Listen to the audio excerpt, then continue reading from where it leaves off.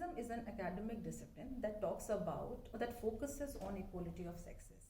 Although sexes is a biological construction, so the more appropriate word would be genders. So they are largely about the inequality that women faces in society.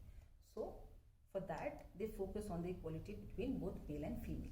No, it's like, for example, in patriarchy, अगर हम देखें in society, the patriarchal structures they get reinforced through women also. So likewise, feminism, male and female, they both can be, they both gets involved in the field. Part that you just asked, whether a feminist hate a man. So feminism or feminists, they are not about any individual. They're not against any individual. They are largely against the structures. That can be an institution, for example, a family, an individual, koi structure. So they are not against any individual. So it's much wider than that. So like any other concept, any other idea, everything gets misused. So it's the case with feminism also. As far as I think this is more this is more based on the outlook, and feminism has nothing to do with it. When you say shaving part, so it's a kind of a protest. They are protesting against something. So for example, if you expect me to be in a particular way, so for example, my legs should be clean, my hands should be clean, so I should wax myself. So as a protest, I won't do that. I won't fit into the frame that you want me to. Feminism means equality of the genders. Unlike what a lot of people think, it does not mean that women are at a greater pedestal than men. Instead, it means that all genders should be treated equally. And the reason I'm using the word gender is because we're not confining ourselves to the binary limitations of just male and female. I'm also including those who do not identify themselves as the cis genders at all. Occasionally, yes. So sometimes women take the advantage of getting some leverages, for example, asking for a seat in the metro or asking for a seat in the bus when you know the person sitting there is probably an old uncle. So I think it's unfair for women to use the women's card where they're clearly not at a disadvantage. So occasionally I would say yes. Feminist. Again, I would say yes. The whole purpose as to why feminism was created as a movement was to recognize that women can be and have been at a position which is lower to than that of men. So you're supposed to allow for equality, or you're supposed to embrace equality when two people are at the same platform. That's how we distinguish between substantive equality and formal equality.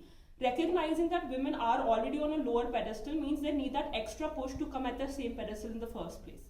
But pseudo-feminists or fake feminists try to create that disadvantage or that barrier even though it does not exist. So the idea of equality then gets pushed away, and you now start talking about how women should be treated better than men, which is not what feminism is about. Right, so that's the thing, right? Anything can be used in a disadvantageous position also. There are a lot of women who claim to be feminists but try to propagate the idea that women are better. And there are also a lot of men who claim that not all men are alike, but at the same time they do get stuck in the realms of false rape cases.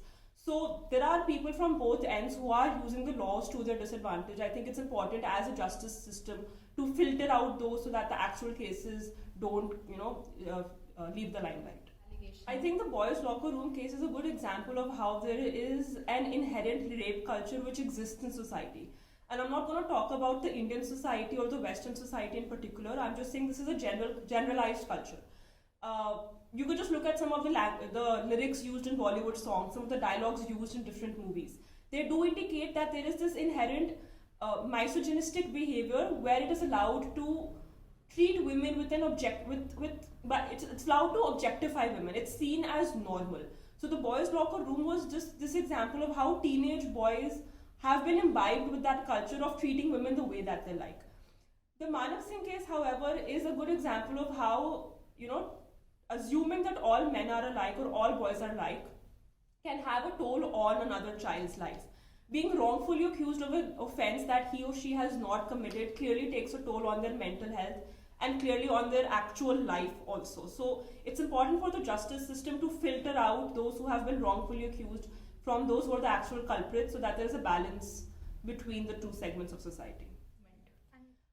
The Me Too movement started with the reason of, making the society understand that there are a lot of instances in your daily life where women are treated very discriminately and are objectified.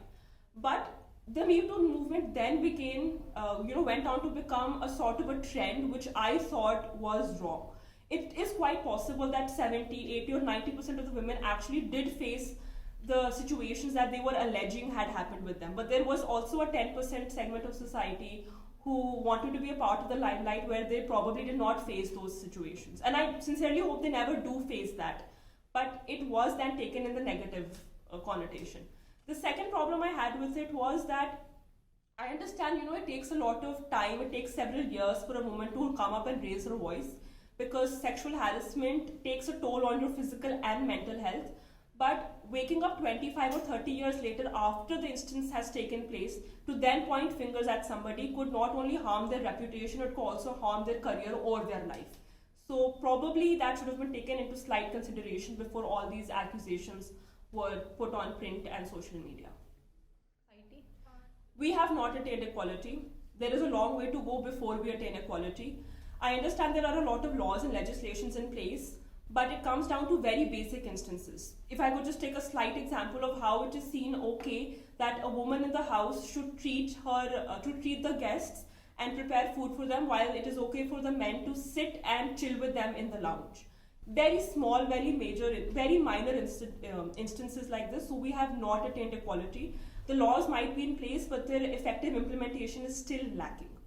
I don't have a belief system, but I think awareness is important. Awareness in two aspects.